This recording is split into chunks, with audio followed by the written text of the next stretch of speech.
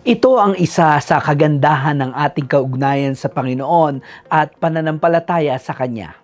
Lagi tayong binibigyan ng panahon upang tahakin ang landas ng pagbabalik loob sa Diyos. Kaya nga, dinggin natin ang panawagan ni San Juan Bautista na magpahanggang ngayon ay patuloy na paanyaya sa lahat ng tao dito sa daigdig. Pagsisihan ninyo talikdan ang inyong mga kasalanan, sapagkat malapit ng maghari ang Diyos.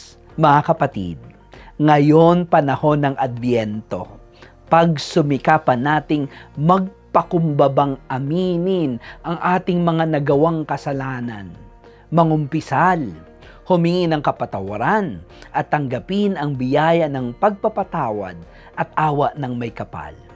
Unti-unti nga sana nating maihanda ang daraanan ng Panginoon, maituwid ang landas tungo sa Kanya, at ang ating pamumuhay maging patunay ng ating pagsisisi.